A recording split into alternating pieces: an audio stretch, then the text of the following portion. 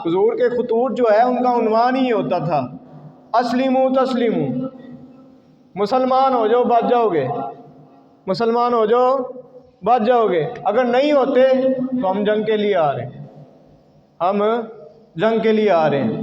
آج لوگ کہتے ہیں کہ اسلام امن سے پھیلا ہے، تلوار سے نہیں پھیلا۔ اسلام امن سے پھیلا ہے، تلوار سے نہیں پھیلا۔ میں نے کہا بڑے بڑے جو لیڈر حضور صلی اللہ علیہ وسلم کے زمانے میں گزرے ہیں، آپ نے ان کو خطوط لکھے، خطوط کے ابتدائی الفاظ یہی ہوتے تھے کہ اسلموا تسلیموا، مسلمان ہو جاؤ، اسی میں تمہاری بھلائی ہے اور تم محفوظ ہو جاؤ گے، اگر تم مسلمان نہیں ہوتے تو پھر ہم آ رہے ہیں جنگ کے لیے۔ اگر اسلام تلوار کے ساتھ نہیں پھیلا تو پھر یہ کیا ہے؟ اور بڑے بڑے سنجیدہ اپنے آپ کو کہنے والے اسکالر جو ہے، مذہبی اسکالر، وہ یہ اعلان کر دیتے ہیں، اور بڑے بڑے اینکر بھی یہ کہہ دیتے ہیں، غلط فہمی کے انداز میں یہ کہتے ہیں کہ اسلام جو ہے یہ تلوار سے نہیں پھیلا۔ کچھ لوگ ہیں، دو طرح کے لوگ ہیں، ایک طبقہ وہ ہے کہ جو کہتا ہے کہ اسلام تلوار سے نہیں پھیلا، اور اس کا معنی کیا لیتا ہے؟ اس کا معنی یہ لیتا ہے کہ جہاد جو ہے اسلام میں نہیں ہے، جہاد اسلام میں نہیں ہے۔ ایک اور طبقہ ہے، وہ یہ کہتا ہے کہ اسلام تلوار سے نہیں پھیلا، تو وہ اس کا معنی کیا لیتا ہے؟ وہ یہ لیتا ہے کہ کوئی بندہ ایسا نہیں ہے جس کو گن پوائنٹ پر یہ کہا گیا ہو کہ چل کلمہ پڑھ دو، چل کلمہ پڑھ دو۔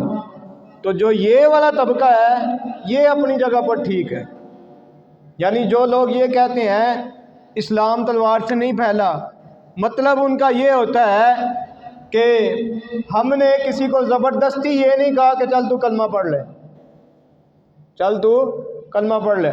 اگر ہم نے اسلام کا دامن پھیلایا ہے تو محبت سے پھیلایا ہے، پیار سے پھیلایا ہے، امن سے پھیلایا ہے، یہ بات تو آتی ہے سمجھ میں۔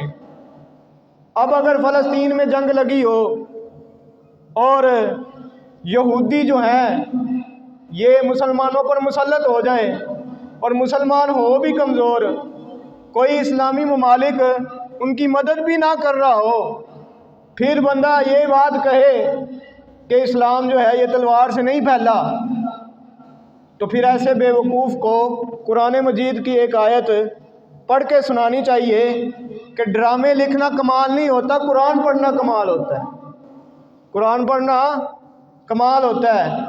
ڈرامے لکھنے سے، ایک حرف لکھنے سے 10 نیکیاں نہیں ملتی، لیکن قرآن اگر بندہ لکھتا ہے، ایک حرف لکھتا ہے یا ایک حرف پڑھتا ہے، لکھ کے پڑھ لیتا ہے، تو ایک حرف پڑھنے کی برکت سے اللہ تعالیٰ 10 نیکیاں عطا فرماتا ہے۔ جب تم لوگوں نے قرآن کا مطالعہ نہیں کیا، جب قرآن و حدیث کو نہیں پڑھا تم لوگوں نے، تو تم کو یہ حق نہیں پہنچتا کہ ایسی بے وقوفانہ اور جارحانہ باتیں کرو۔ اللہ تعالیٰ نے قرآن مجید میں ارشاد فرمایا یا ایھا النبی جاہد الکفار والمنافقین واغلظ علیہم، کہ اے نبی کریم صلی اللہ علیہ وسلم، یہ اللہ کا آرڈر ہے، حکم ہے کہ جاہد الکفار، کفار سے جہاد کرو، والمنافقین، اور جو اپنے اندر غدار منافق چھپے ہوئے ہیں ان سے بھی جہاد کرو۔ اور کیسے کرو؟ ایسے نہیں کہ حضرت جی اسی جہاد کرنا آئے ہیں، چلو کوئی مل ملا کے، اس طرح نہیں۔